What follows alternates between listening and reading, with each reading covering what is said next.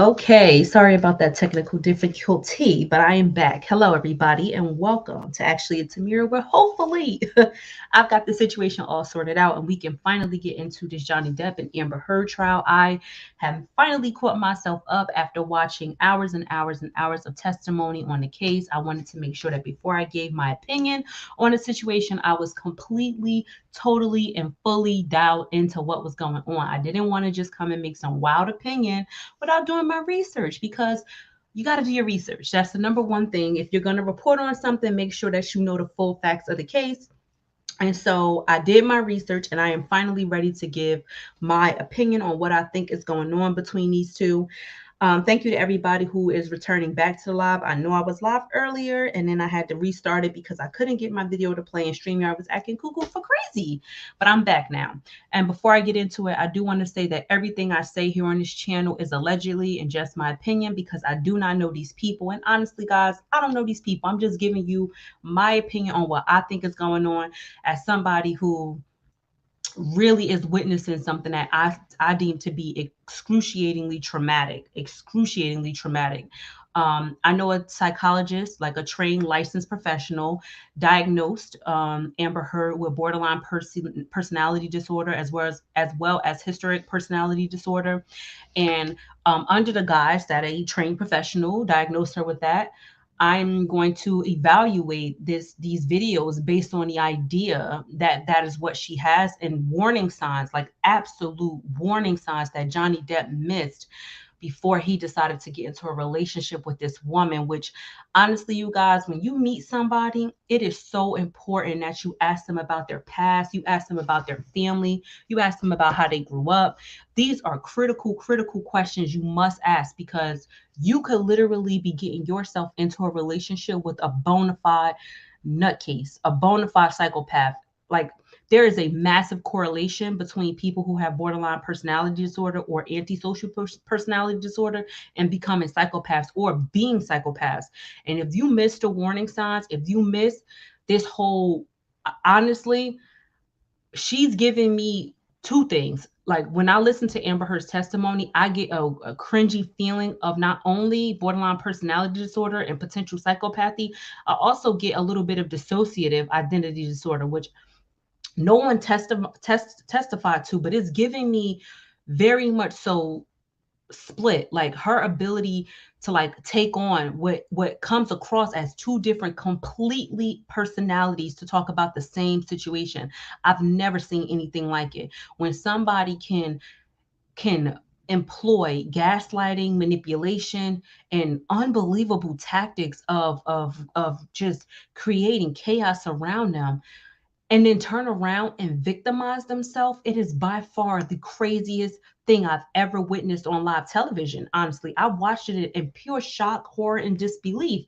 You know, and while I'm not going to sit here and absolve Johnny Depp of his wrongs, because I think Johnny Depp 100%, he admitted to it himself that he has a problem with drugs and alcohol that he really needs to get help for.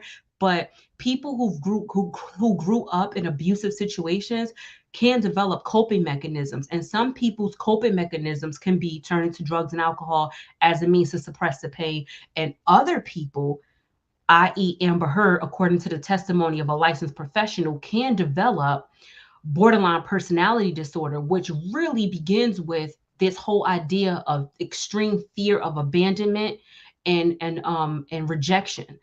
That's where it starts. And honestly, given this whole idea that Amber Heard referred to her father when asked about her relationship with her dad, she says, "I was the son he never had." That automatically signaled to me that she's struggling potentially in her with problems in her childhood of not ever being good enough. Not only not good enough for her dad, but not good enough for this private school that she went to, where she had to keep up these very high grades in order to reach this lifestyle that she wanted so bad, which was, to me, seemed like to be rich and famous or to be married to a rich and famous person.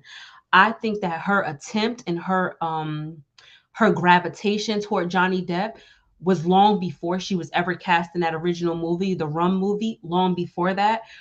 Oftentimes people who potentially have borderline personality disorder can stalk their victims, not in a dangerous way, but they can learn their prey, almost like a wolf would.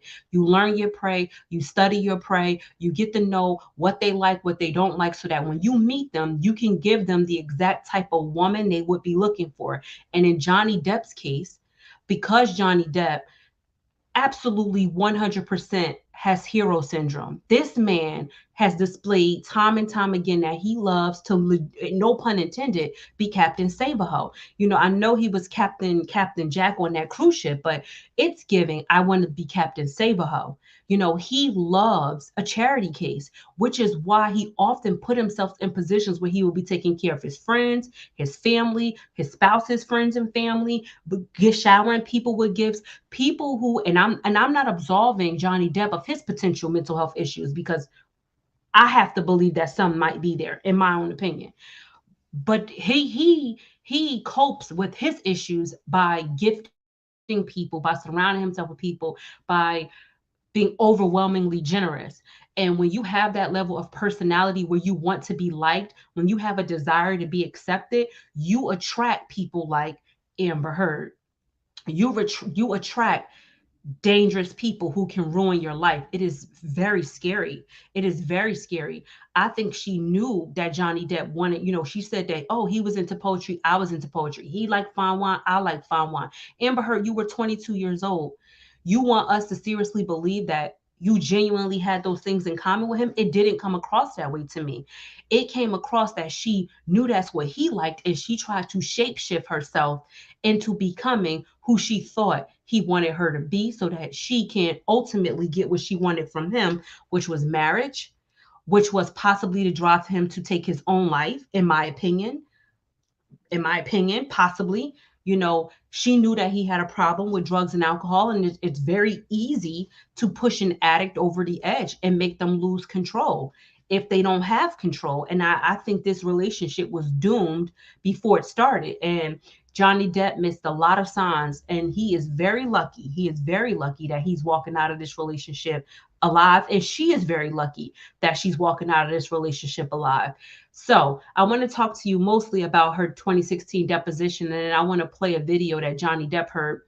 I'm going to go ahead and just say, what I want you guys to pay attention to more than the words that are coming out of her mouth. I want you to pay attention to her body language. We are talking about somebody who is talking about ruthless attacks over a consistent period of time by somebody who she claimed that she loved. We're not talking about one-off situations. We're not talking about maybe hit her once, maybe hit her twice. She is on this tirade that this man has viciously and consistently assaulted her over and over and over again. And not just mental abuse, there was physical abuse, and then there was sexual abuse. Like, it is the amount of abuse to which she talks about. You would think that somebody who's been through something like that would not be able to even give this kind of deposition. It almost seems impossible. She's angry. She is dismissive. She's combative. Victims of assault do not behave this way. They just don't. And if I'm in the jury box, because I always like to take the position of what would I think if I was in the jury box. If I'm in the jury box, I'm confused. I'm confused and I'm concerned. But I'm going to go ahead and play the video. And then we can talk about what you guys think. Confessed and apologized to Johnny Depp for committing domestic violence against him. I'm going to object. Calls for legal conclusion. Look at her smile. Harassing. Did you guys see her smile? She looks over and she smiles like, good job, lawyer. Good job. Good job. That was approval of her lawyer getting her out of having to answer that question. Isn't it true that you had previously told Johnny Depp that you had hit him? I'm going to object. It's a different question. It's. Look at her shaking her head in approval. You saw that nod? Like, yes, object to that. I'm not admitting to anything. Don't put me in a position where I have to admit my faults. This trying to absolve herself of blame. Look at the disposition here. Not a tear, nothing. Nothing. Just sitting there, it's wild to me. Vague and ambiguous, Vegas to time. Many times when we fought, Many times when we fought. When we fought. Now watch how she corrects herself. well, not many times. He hit me for a very long time before I ever I'm going to picked up my check as arms. non-responsive and mute. You see how she goes, many times when we fought. Not we fought. He hit me for a very long time before I even picked up my hands. Not that I hit him back, not that I defended myself, but that I even picked up my hands. And then she does a motion like, oh, only to defend myself. But no, Amber, you admitted we fought. We fought. We fought. We. That's right. Ms. Hurd, I'd like you to listen to what I'm about to play. Would you do that? She's eating muffins. Did you guys see this, Joe? What is she eating? Cookies? What is she eating? What victim of violence who is testifying in a legal deposition about vicious assaults against you is thinking about eating food? Eating food. It almost is to be dismissive to the situation or to be flippant about it. Or to be flippant about it.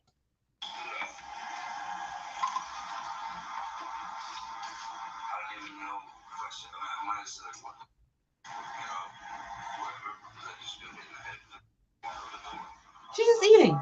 She's just eating. Do you recognize the voices on that tape? Mhm. And So basically, what's happening in the tape is her and Johnny Depp were in a fight, and Johnny Depp accuses her of kicking a door into his head. So the lawyer is essentially asking her, "Do you remember doing that?"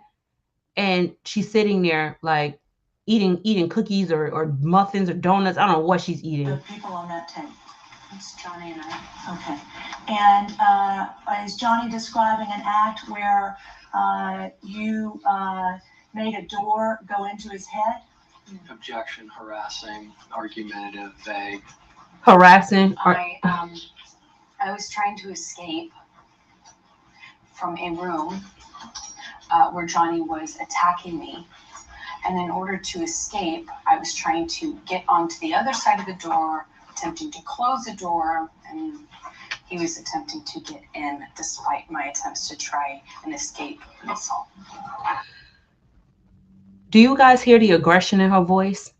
I was trying to escape an assault. He was trying to get into the room. I was trying to close the door. He was trying to get in, and he got hit with a door because I was trying to escape. She doesn't say what room. When you've been in a violent situation, I don't understand why you're not being extremely descriptive. If somebody was beating you up, you would say, I was in the kitchen, standing in front of the stove. He was attacking me. I was trying to get away. I was shoving past him. I was pushing past him. He wouldn't let me go. He was grabbing me. And in the midst of me trying to get out, I got a broke free and I really quickly ran and slammed the door. Like, where's the description? She's being duplicitous and she's being deliberately vague so that she's allowing, in my opinion, herself an ability to add or subtract from her testimony as she goes to open court. Vagueness is to me is a major red flag. When you are talking about a vicious attack against you, you would not be this vague. A real victim, in my opinion, would be able to give very deep details about how they felt in the moment, what color the room was, where they were standing, what their attacker was wearing. Like, this is somebody who you live with. This is a close, intimate partner. This is not a stranger who attacks you out of the blue. You are testifying under deposition, under sworn testimony, that this was somebody who beat you viciously over an extended period of time. Yet your reaction to that is anger. Look at her face. She's upset, but not upset about the abuse, upset that she's even having to give this testimony, in my opinion, because she's eating food. Like, this is a waste of my time. I don't even know why I'm here. Why are we even doing this? Who's eating food while discussing a vicious attack on them? I don't understand it. It's bizarre to me. Isn't it true that on this tape that was just played, you tell Johnny Depp you're sorry? Yes. Okay. I remember hitting him as a response to the door.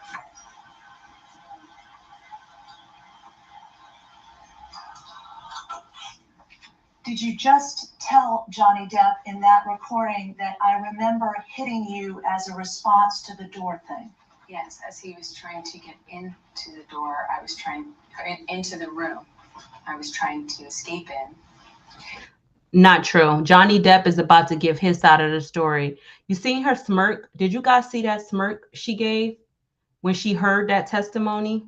I was trying into the room. To the door thing. Yes, as he was trying to. Hold on, let me back this up. Look at the Did smirk. you just tell Johnny Depp in that recording that I...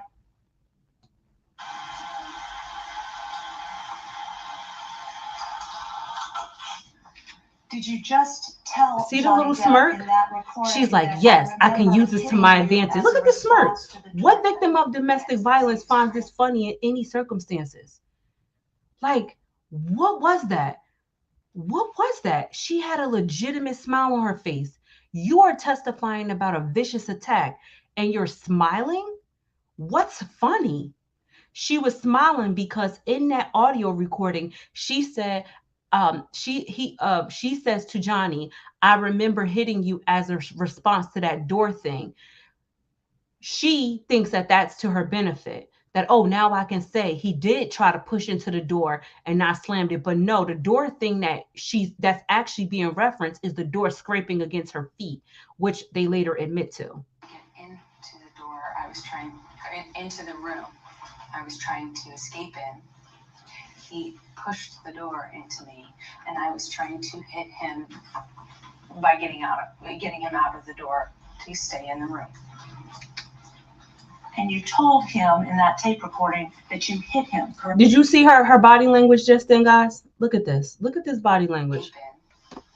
He pushed the door into me, and I was trying to hit him by getting him out of the door to stay in the room. Like, what don't you get? Did you see that gesture? That what don't you get? That little arm, that was a what don't you get about that? What don't you get about that? It's the arrogance. It's super arrogant. It's super arrogant. I never see anything like it. Told him in that tape recording that you hit him, correct? I don't know what words I used in that. You can play. She just heard it 3 times, but she doesn't know what word she used. If you wouldn't mind, if you'll continue to listen. Okay.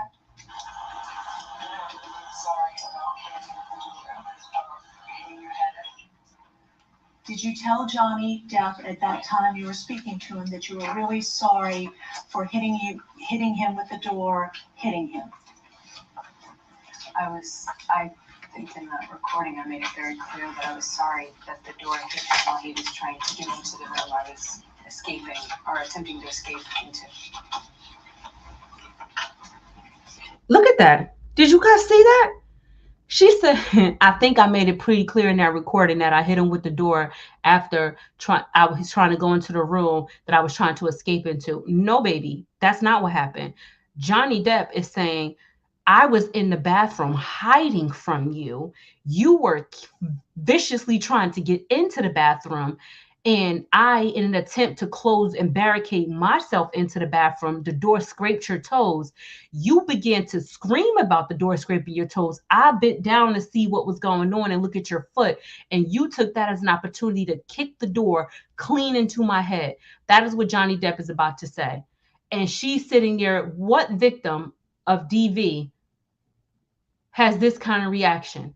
When you put your hand on your cheek as if to say you're bored with this, or this is a waste of your time, or you're over it, or this is ridiculous, or why, like this is out of like when you're frustrated. Why? What is this? What is this? Bizarre, bizarre, bizarre. I will mark excuse me. I'd like you to listen to the following tape. This is punched. We need to have. Do you mean mark as exhibits? Yeah, mark as We exhibit. just mark P as the one we just played, Okay. correct? Yes. Okay. Okay. Marking Yes. the next thing that I'm going to play to you as Q. Would you listen to this, please? This is punching. Sure. I just want to make sure I get one more little bite. She's testifying about a vicious attack against her life. Unbelievable.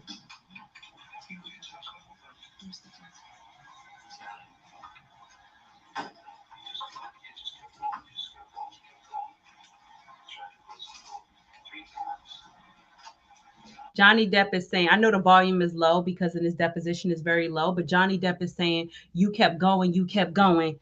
I tried to close the door 3 times. He was hiding from her. And all of Johnny Depp's testimony, you guys, you will consistently and constantly hear him testify that he would hide, he would be running, he would be locking himself in room after room after room after room, trying to escape her. And she would just keep pursuing him over and over and over again. And Amber Heard never contradicts in any recording Johnny Depp's testimony that he was the fleer and she was the attacker. She never once says, oh, I was running from room to room to room. She never challenges him while she's being secretly recorded. And if Johnny is the attacker, why is he recording himself when she can literally on any given recording out of nowhere say, but you blacked my eye, or you bust my lip, or remember when you severed my nose, remember when you did this? Nowhere does she contradict the violence or counter the violence. She just, it's bizarre. It's bizarre.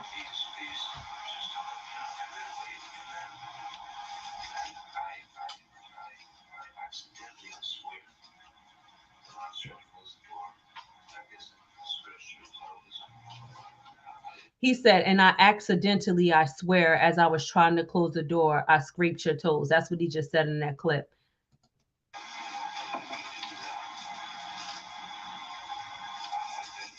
He said, I bent down. He said, I bent down. So he bent down to take a look at her feet, and she either pushed or kicked the door into his head.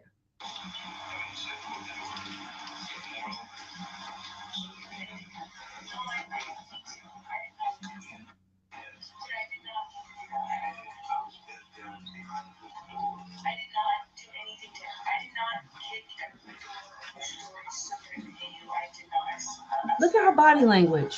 She's testifying allegedly about a vicious assault, and she's sitting there like her hands crossed, eating food, just like angry, almost angry that she's being asked why she hit someone in the head with a door, angry that she's even there. Not a victim. Not a victim. A victim, in my opinion, would have had a flashback, some kind of PTSD moment, which is what her therapist testified to, that she was suffering from PTSD. Where's the PTSD? Where is it? Look at her looking around. Okay. So you told him in that excerpt that you hit him with a door but did not intend to hit him, correct? The recording speaks for itself. Did you say that? I said whatever I said in that recording. I Okay. don't. I said whatever I said in that recording. For me to remember every single. And that's a recording marked as exhibit I said whatever I said. Q. It was Q. just played. Q. Would you continue to listen to exhibit Q? Are these from the same day? I reacted, but this whole the door thing, I never did that. That was on purpose. And she goes, I never did that. I never did that. So she admits that she hit him in the head with the door, and then goes on to say, I never did that. I never did that. Honestly, looking at her body language, looking at her kind of flippant attitude about the whole thing, it's giving me nutty. It's giving nutty. It's giving absolutely nutty. And this is from 2016. This is her in 2016. This is not the same person who testified in open court in 2022. And I don't just mean a difference in age. I'm talking a difference in full-on personality.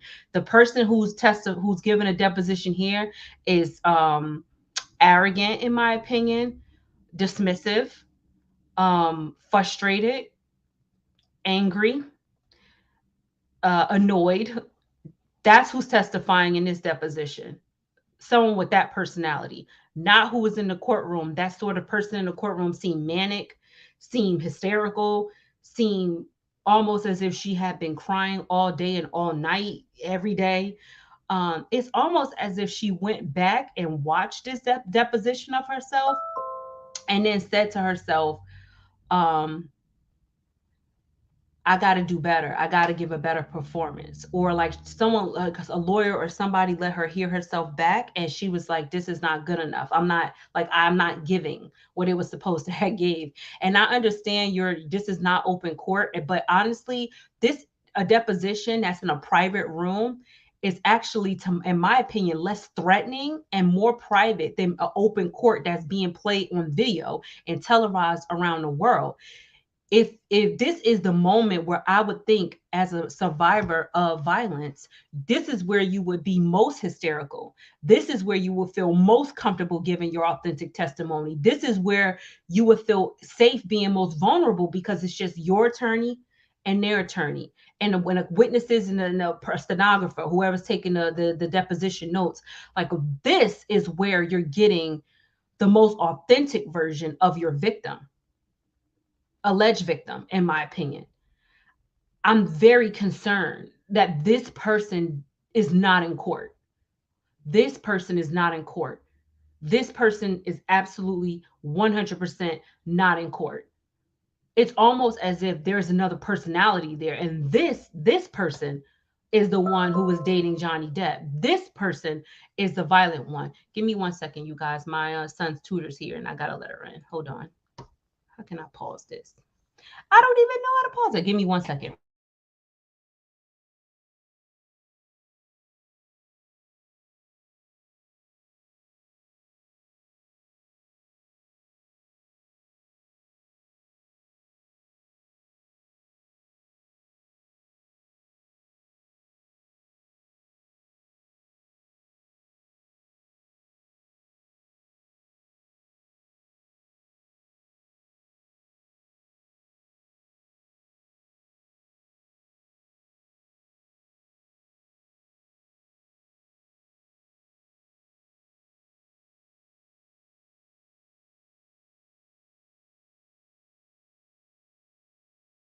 Okay, I'm back. Sorry about that, guys. But yeah, this person is not in court. Now, I want to play Johnny Depp's testimony. A key point, a key moment in it, when Amber Heard is being recorded off guard. I just want to talk through it because honestly, you guys, it's wild. It's wild. It's wild. In my face and on my cheek. If we could please pull up Plaintiff's Exhibit 343. Is this the beginning? Hold on. In my face and on my cheek. If we could please pull up Plaintiff's Exhibit 343. And for the record, this is an audio recording. It's quite lengthy, so we intend to play certain portions of it. No, it's not to get you mad. It's just to get out of a bad situation while it's happening. So Johnny's talking about trying to flee her violent attacks. That's what they're talking about. So to set the scene, Johnny Depp, they're talking about the fight that happened. Shelly, girl, we're gonna get into it. This woman is interesting, to say the least. I mean, that's being kind. But Johnny Depp is talking about the big fight they had in Australia. He basically, to set the scene, she was upset about the prenup, postnup. Okay, so let me give you guys the scene here. Amber Heard did not want to get a prenup with Johnny Depp. If you guys listen to my earlier live stream, in my opinion, She preyed on him. She knew that he was very kind, very generous, but also very vulnerable. The industry is small and everybody know who uses or doesn't use drugs and or alcohol, in my opinion. Because she was equipped with this information, Johnny Depp is an easy target. He's a beautiful man with a lot of money who has what I talked about earlier in the stream, hero syndrome. My man loves to save a damsel in distress. He, friends included, like he loves to take care of people. He's a saver, right? He got the hero syndrome, but he also got his weakness, and his weakness is drugs and alcohol. Amber Heard did not want a prenup. She was adamantly against it. It was to cause violent fights between them. Johnny Depp caved and was like, fine, let's just get married and we'll do a postnup. Amber Heard initially agreed to the postnup, but obviously she would agree to it. I don't understand why Johnny Depp would marry somebody who's fighting you so hard on a prenuptial agreement when they bring significantly less to the table than you do. To me, I don't care if you are wealthy or if you are poor. Under no circumstances should you allow somebody to bait you into marrying them without a prenup when you have the most to lose. I don't care. That should have been a major red flag for Johnny Depp. He should have at that moment said, I don't know about this. She's doing it under the guise of, oh, we don't have enough time, blah, blah, blah, da, da, da. I'll definitely do a post. No, she won't, Johnny. Because once you don't get a prenup and you out here in California, in this state where they will take the man for all he's worth, you messed up your own thing. You were supposed to definitely get that prenup locked down good before you married this woman. Y'all relationship had issues before y'all even got married. What make you think that it wasn't going to get worse? What makes you think it won't get worse? It blew me. It blew me. In Australia, when we had the big fight where I lost the tip of my finger. He said in Australia when we had the big fight and I lost the tip of my finger. Now, Amber Heard's testimony is that Johnny Depp took his own finger out. He did it to himself, or it happened, some kind of way. She had nothing to do with it. When Johnny Depp says in Australia when we had the big fight and lost my finger, I lost my finger. She does not challenge what in her mind, if she was a true victim, in my opinion, she would have immediately challenged his slip of the tongue. She would have said in Australia, when you caused yourself to lose your finger, when you did that, she never corrects him, and she's being secretly recorded. So there's nobody to put on for. There's no reason to lie or obscure the truth. At least 5 bathrooms and 2 bedrooms I went to. At least 5 bathrooms and 2 bedrooms I went to. He was running. An aggressor in any DV situation does not flee. They're the fighter. The victim is the fleer in most situations, in my opinion. He said at least 5 bedrooms and 2 bathrooms I went to trying to escape you. This man was on a run for his life. She does not challenge that testimony under a recording that she is not being sworn, obligated, or forced to provide. She doesn't even know what's happening. She does not challenge his testimony of events. To To avoid talking to me. And that's when you see the presence of the BPD, which is what the psychologist testified to. People who have borderline personality disorder do not like to be rejected or ignored. That's like 2 things they can't tolerate. It'll actually send them into mental psychosis. She testified under another recording. Oh, no problem. It is. She under another secret recording, she talks about the level of stress and agony that it brought to her life when he would ignore her. She said, you have no idea how stressed out it makes me when you won't talk to me.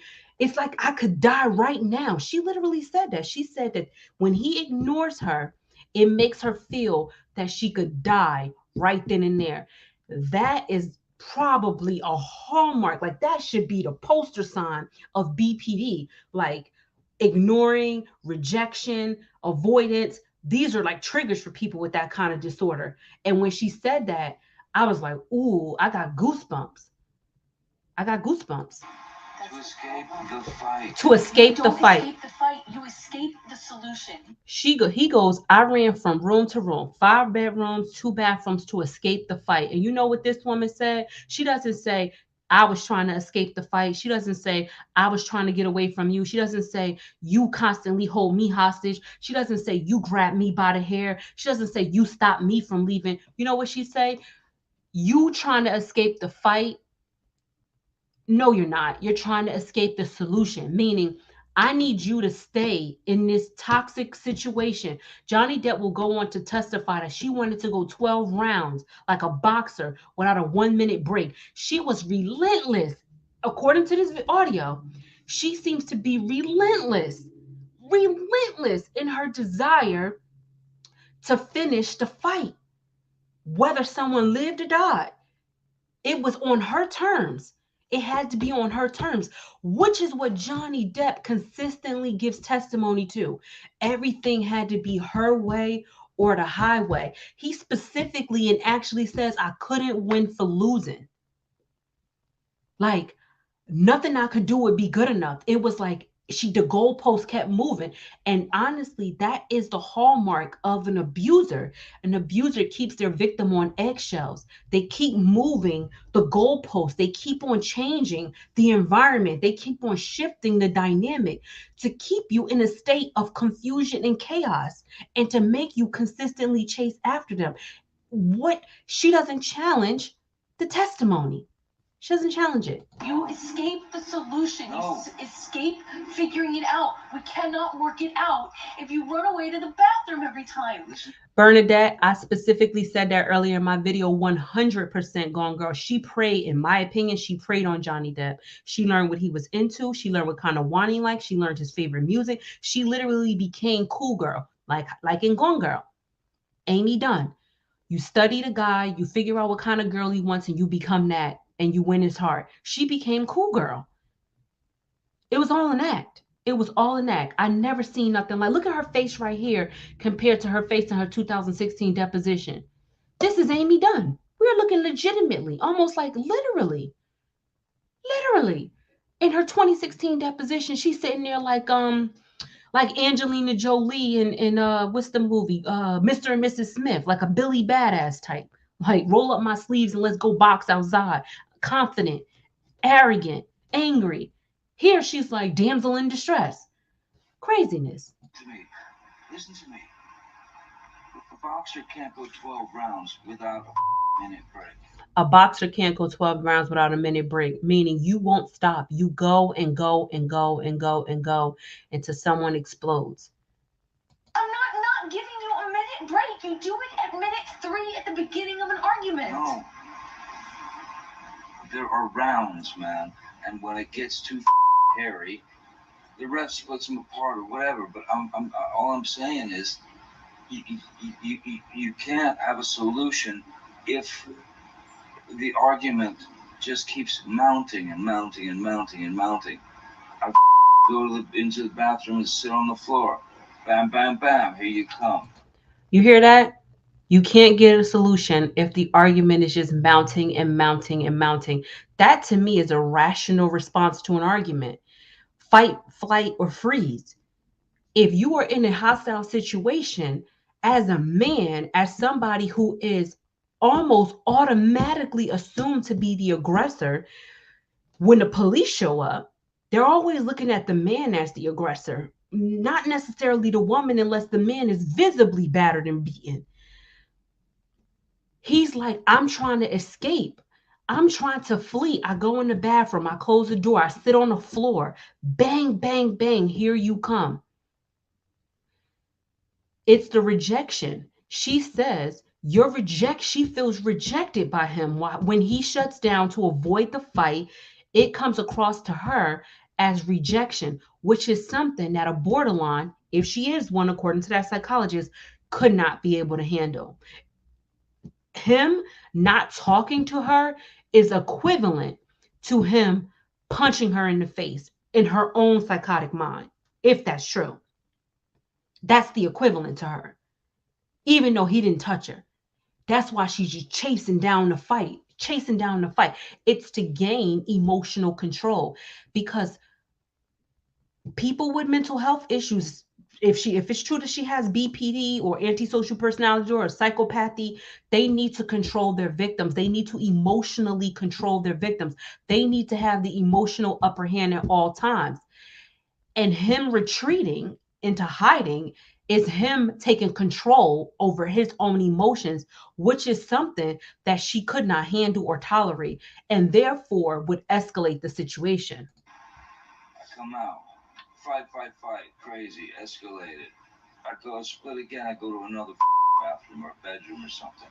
Knock, knock, knock, bang, bang, bang. You kept coming to get me.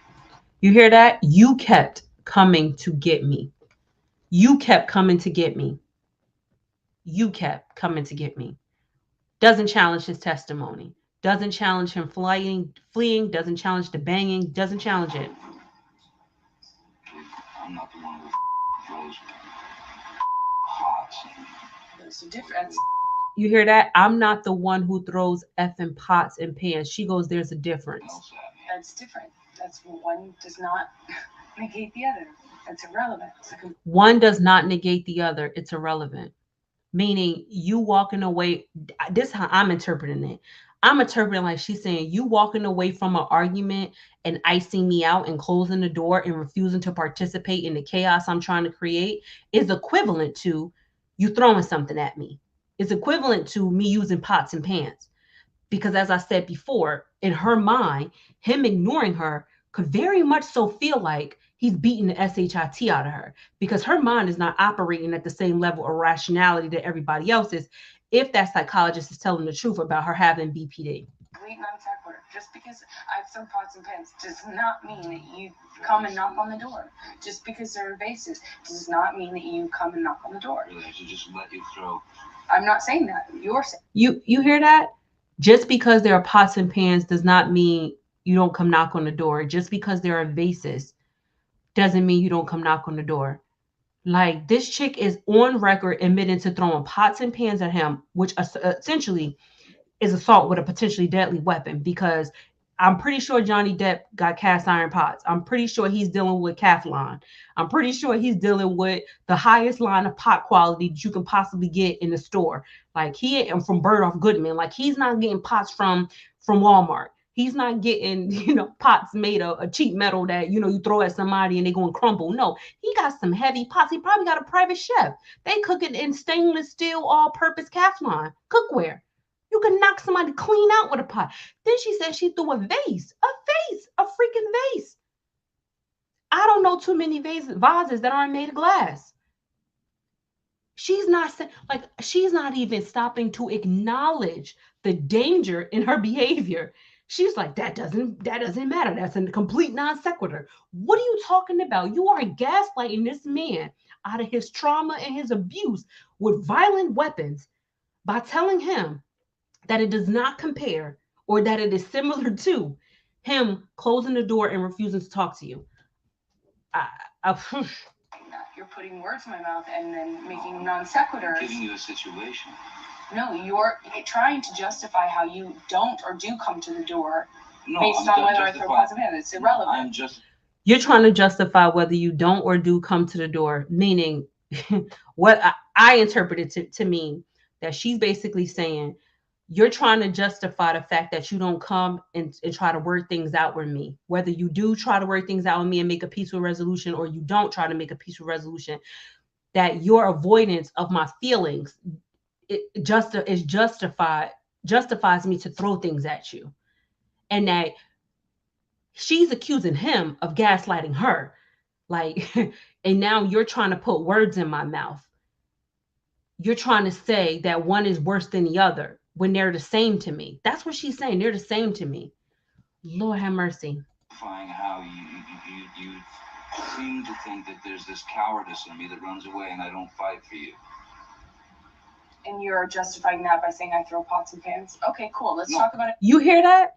You are saying that there is cowardice in me because I run away and don't try to fight for you. This woman accounts and amounts, not even amounts him avoiding an abusive situation, avoiding a violent situation in which noses have potentially been broken, fingers have been severed, eyes have been blacked out, heads have been butted. I mean, this man is trying to run away from a violent situation, and she calls him a coward because he does not beat her up, and he does not stand there present while she beats him up. He's a coward because of that. He's a coward. He's a coward because he does not continue to fight the way she wants to fight it, because he doesn't take it, because he doesn't become a professional punching bag for her, something she can dump her problems into. She wanted this man to be her personal trash can.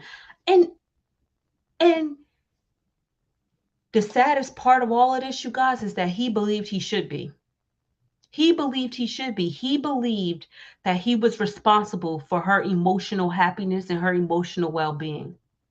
Everything you do wrong. I'm not the one who. I said to Travis, I said to you, hey, tell Travis what just happened. Well, you told me to do it. You told me to. You said, go do that. I said, no, tell him what just And happened. I lied. And then you punched me in the You're thing. And You figured it in the out. face. And you said, no, I didn't. What the are you talking about? And I watched you lie. And then You hear that? She's Johnny Depp, in his beaten, battered situation, tells her to go tell, I guess, a witness what she had done. And she went and flat out lied and said, I didn't do that. I never hit you. I never punched you in the face. And he says, I watched you lie. And she says, I didn't do it. It never happened. Like, she doesn't even believe. Like, this woman comes across as believing her own delusions. That's how it comes across to me. Like, this is the most dangerous kind of person you could be with in your life. Shelly says she can sit there and give specific moment to moment details about every single incident that she says happened. I don't know if I just have suppressed it to protect myself, but obviously she's lying. I don't know. It almost seems as though she's memorized. It comes across to me that she memorized stories. Not real, because people who are potentially psychopathic or potential borderline personality disorder, they're very intelligent people. They're brilliant people. And they can adapt different identities easily. A lot of people with BPD could become actors and actresses because they can embody the reality of somebody else very easily because they have no sense of who they are. They're like, they don't know who they are. And so when you don't know who you are, it's easy to become somebody else at the blink of an eye. They tend to be great at acting, in my opinion. I think it would be a very successful career with someone with that issue as long as they weren't violent. But this woman comes across as though she memorized a script and she just is replaying a script that she learned and memorized and is acting out in the court of law. By the way, I'm sorry that I didn't hit you across the face in a proper slap, but I was hitting you. It was not punching you. Babe, you're not punched. don't tell me what it feels like to be punched. You hear that? She literally says, I was hitting you across the face. I was slapping you, but you're not punched. Don't sit here and tell me you've been punched. Imagine somebody punching you in the face and then dead ass gaslighting you out of your own lived experience with them. That has got to be infuriating. That has got to be ludicrous. That has got to be painful. Extremely painful. Extremely painful. To literally be battered, beaten, punched in the face, and have the person look you dead in your face and say, I didn't do that. I smacked you. I didn't punch you. So that bruise you have, that's not something that I'm willing to take responsibility for. It's like blame shifting. It's blame shifting. Oh yeah, she definitely channeled people from stories and movies. She gave a whole scene from Tyler Perry's Why Did I Get Married Too. Remember Sheila from the movie Jill Scott's role, where the dude punched Jill Scott in the face. Jill Scott fell to the floor and bled all over the bathroom floor. And then Jill Scott says, all I remember is looking down at the bathroom floor thinking, how am I ever going to get this blood out of this carpet? I never realized all that this carpet was this color. Remember, Jill Scott said that in the movie. I swear to goodness, watch the movie. Amber Heard got right on the stand and gave a very similar testimony. She said, Johnny Depp punched me down to the ground, and all I remember was looking at the carpet and saying, I never realized this carpet was so dirty. And when she said that, I swear to goodness, I immediately thought of Why Did I Get Married Too? I was like, did she just give a scene from a Tyler Perry movie? I was like, what is happening here? What is happening? And if I'm in the jury, I'm like, whoa, whoa. She gave a scene from Tyler Perry movie. The Dirty Carpet, absolutely, Bernadette. That was straight from Tyler Perry's Why Did I Get Married Too? Notice, I would love to know who came up with the name Slim. If you guys seen the movie Enough with J-Lo, where Slim is the domestic violent battered victim who eventually avenges her own domestic situation by beating up her abuser and killing him in the end, who gave her the name Slim? She said that Johnny gave her the name, but Johnny, he used to call her little girl or something like that. He used to call her little girl on the movie set. That's what they testified earlier. Did she give herself that name because she wanted to be J-Lo, the battered victim of this a powerful man with a lot of money, a lot of access, and a lot of resources, and then she avenges her battered syndrome and comes out on top and kills her husband. Slim? Slim? Okay, Slim. It's giving J-Lo and enough. It's giving J-Lo and enough. It's giving scary. It's giving scary. There was a lot of movies being played out. She played out a whole scene from Gone Girl where she basically sodomizes herself in order to get this guy accused of rape, and before she slashes his throat. This chick was watching a lot of movies about DV, a lot of movies, and it comes across. I don't know what she watched, but it comes across like she watched a lot of cinema. She's almost mimicking behaviors of how battered victims will act, not necessarily genuine feelings. Yeah, with the wine bottle.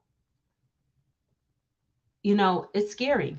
It's scary, man. It wasn't until hearing these recordings when I found out that Amber lied about being a DV survivor. Like it's some prestigious club or something. I hope Johnny gets justice. It's not prestigious club. And honestly, if she's lying, who? And I'll get into my thoughts on the case. It honestly, it sets a dangerous precedent. It sets a dangerous precedent. A lot of fights been around a long time. I know. Yeah, you didn't get punched. You got hit. I'm sorry I hit you like this. But I did not punch you. I did not deck you. I was hitting you. I don't know what the motion of my actual hand was. But You hear that? I was hitting you. I was hitting you. I don't know what the actual motion of my hand was. So, in two sentences, you are 100% confident that you did not punch this man, but not even a moment later, you are saying, I can't be 100% sure of the motion of my hand. Which one is it? And it's a lot of that throughout her testimony, a lot of double talking, a lot of immediate contradictory statements. Classic signs of a very dangerous situation to be in with somebody when somebody can lie and make up lies and change their lies and reapply their lies and rapid fire like that. You ought to be scared. You ought to be very scared. She tries to be technical with her words. Yes, people who are master manipulators will, I call it lies of omission. Lies of omission. People who are master manipulators will omit things. They will omit things. And then when you catch them, they'll say, I just omitted the truth. I didn't lie. Just because I didn't say what specifically happened doesn't mean I didn't tell you what happened. It's called lies of omission. And that is also a lie. That's called manipulation. That's called gaslighting. And I've seen a lot of that on the stand, in my opinion. It was scary. It was scary. Fine. I did not hurt you. I did not punch you. I was hitting you. How are you? What am I supposed to do? Do this? I'm not sitting here bitching about it, am I? You are. That's the difference. You hear that? You hear that? I'm not sitting here bitching about it. You are. She done called this man a coward. She done called this man a bitch. she she's like, you're a baby. Like, she goes on to call him a baby. She is basically saying that a man who wants to hold her accountable for assaulting and attacking him is a coward, a bitch, and a baby. If I'm in the jury box and I'm listening to this account of events and I'm listening and I'm really actively listening, I'm immediately saying this woman is the kind of woman that we should put under the jail for a very long time, because not very many men can be beat on repeatedly, called names repeatedly, dehumanized repeatedly, and won't break and eventually hurt you. She wanted this man to put his hands on her, in my opinion. She was dying, begging, pleading, and doing everything under the sun for him to assault her so that finally she could have some sort of proof that she is a battered woman and wear this flag of abuse that she's on some desperate tirade to take on. That's what it comes across to me. It comes across to me that she has an agenda and she wanted Johnny Depp to be a character in whatever play she's trying to make for her life. That's what it's coming across. And for her to berate him as a coward and a bitch because he refused to participate in violence with her is crazy to me. Between me and you, you're a baby. You're a fucking baby. Such a baby. Grow the up.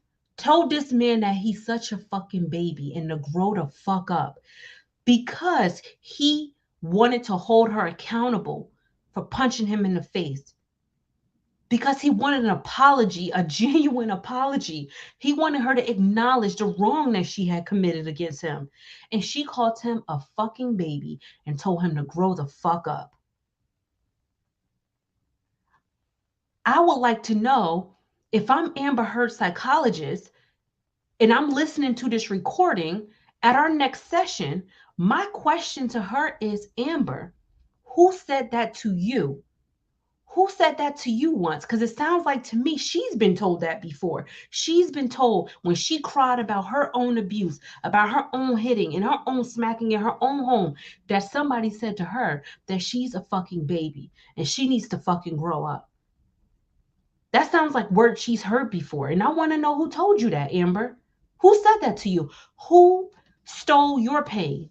And why are you taking it out on Johnny, in my opinion? It's strange. Physical fights. I did start a physical fight. You did, so I had Because, to out of there. yes, I did start a physical fight. And she goes, I did. And he goes, so I had to get the F out of here. She started a physical fight. And he ran. And she admits, I did start a physical fight after going on the stand and saying multiple times that she was never the aggressor. you did. You did the right thing, the big thing. You know what? You were admirable. And then look how she want to be sarcastic. You did the right thing, the admirable thing. Vindictive, and sarcastic and disgusting.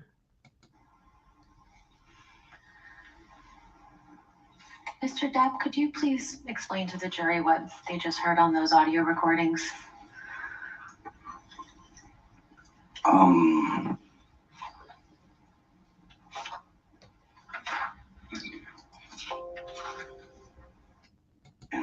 So that was the reaction, in my opinion, of a true DV survivor. He was not eager to pounce on her being busted. He was not eager to say, aha, we've got her. He wasn't eager to say, but he paused for a very long time.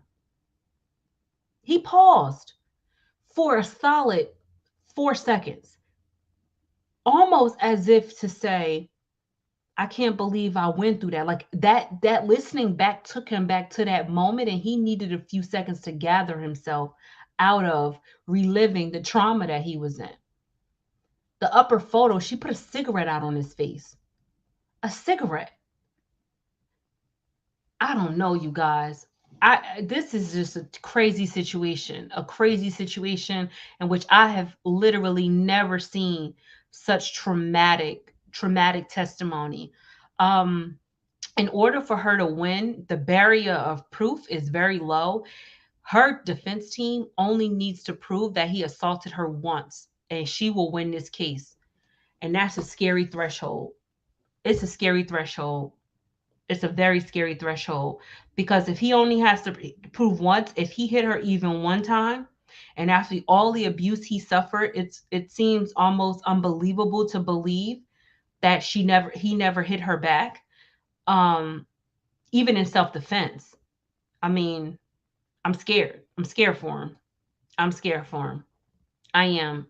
I am. I think it was a lot of baiting into violence, a lot of attacking, a lot of harm, a lot of pain, and I'm scared for the man. I'm absolutely scared for the man. What did you say, Shelly? It wasn't until hearing these recordings when I found out that Amber lied about me. Oh, we talked about that already. If she wins this case, it's going to really hurt all of us that are real survivors because of the fact that even though she's a woman, if someone plays the role real good, then you won't be believed. That's true. And then Bernadette says, but she beat up her girlfriend. I didn't even know that. Don't forget, there's a video also where she had beat up her sister, and her sister's friends kept on asking her sister if she okay, is she okay, but she didn't want to talk about it. Yeah, I mean, I I'm being real with you guys. I'm watching the case. I'm getting caught up on all the testimony, and I am sitting there in complete disbelief that I don't even think Johnny Depp realized the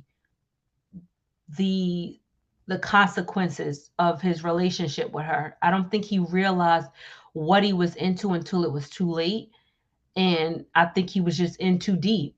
She had she had proved she made him turn against his own lawyers with the post nup. He said he screamed and yelled at his own lawyers because she made up some cockamamie story about them laughing in her face. You know, somebody who could trigger you into turning on people who you've loved and cared about all your life, who could make you confused about who to trust and who not to trust, are dangerous people. If that's true, if it's true, it's dangerous. It's scary to watch. This is probably one of the most heartbreaking cases I've ever watched. And I almost didn't cover it. I wasn't going to cover it because I was like, when you're dealing with DV, you don't want to ever make a victim feel like they're not believed by anybody, and that's scary, right? Because if you're a true victim of DV and you got millions of people who don't believe your story and millions of people who are saying it's not you're a liar and blah blah blah, that can be a lot on a true victim. It can be a lot. So I hesitated a long time before doing a video because I needed to be absolutely certain about my feelings on the situation, because it's a lot, to not believe somebody. That can be devastating. But I have to say, I personally do believe that Johnny Depp has hit Amber Heard. I think he has, but I think he hit her only after multiple extensive acts of violence on her part. I think he was probably just at his wits' end. And I think he probably felt embarrassed and mortified and shamed and disgusted with himself because it was completely out of character for who he is. And I think he was pushed to his limits. And I think if he didn't get out of this relationship with her, I think we quite possibly could have had a headline as to Johnny Depp overdosed, Johnny Depp took his own life, Johnny Depp, a bad headline, a very bad headline. I think the best thing he did was getting a divorce. And I think his willingness to sign a statement assuming responsibility for some things that happened in their relationship quite possibly could be because he didn't know what this woman was capable of. And he was just trying to keep her calm at every turn.